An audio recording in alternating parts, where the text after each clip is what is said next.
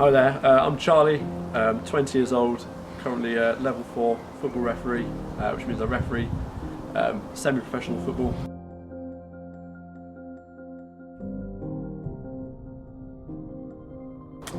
So essentially I was 15 years old, I played for a couple of years and it just wasn't great, so I thought that there'd be some other way that I could sort of continue being involved with football, get paid for it. It's one of probably the only roles in football that you actually paid for at the lower levels. Just keep fit as well.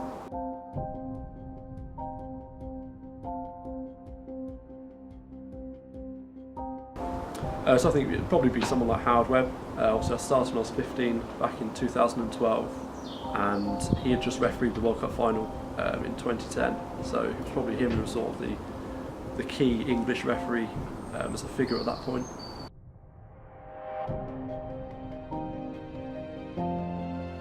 So I think in the Premier League we've sort of got quite a good sort of crop of some referees in there. Probably about half of the group are probably sort of young, fit, quite good decision makers, but there are also some referees that perhaps sort of have maybe hit their expiry date. I think that the big issue is that there's not sort of that development from the Championships to the Premier League, where you're sort of stepping from perhaps a smaller or a lower standard of football, not so much money, not so much pressure, moving into sort of the international stage, which is the Premier League sort of an international brand.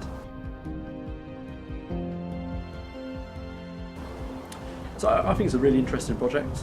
I think that VAR is something that's going to continue to sort of grow in football. I don't think that we're going to lose it anytime soon.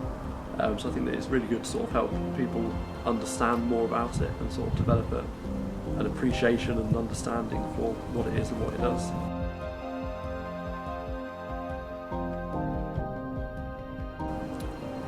So I think at my level, I think maybe we should take smaller steps at a time, but I think at the top level where sort of there's a lot of training going into it, I can't imagine why they wouldn't be comfortable with it, and they sort of welcome it with open arms, I imagine.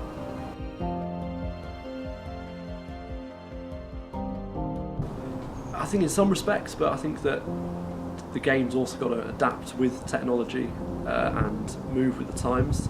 Obviously there's no point in using things that are, or not using something that's available, if sort of now's football such a big money game that you need 100% accuracy on decisions ideally, and if technology can help improve that, I think that's probably a good step forwards.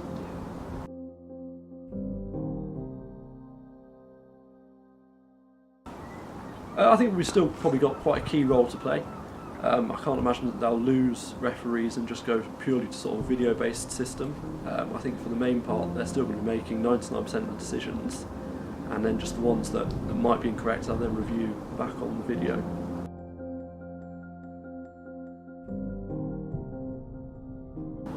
I think diving is sort of a bit of a everyone has sort of a different viewpoint. Some people sort of would say it's 100% a dive, other people say it's a foul.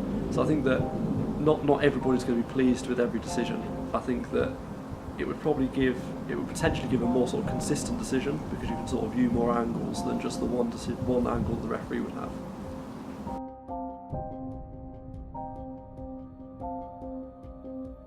Yeah, I think so. I think that when you can draw the line straight across the pitch, and you can see whether it's toes onside or offside, I think that that's probably one thing that it will be.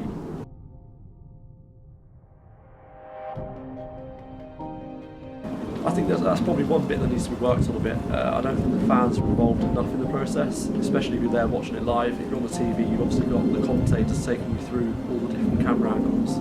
But if you're there live in the stadium, you're sort of just left in the dark for sort of a couple of minutes, which I think is probably an area they need to try and work on to try and bring it into the game.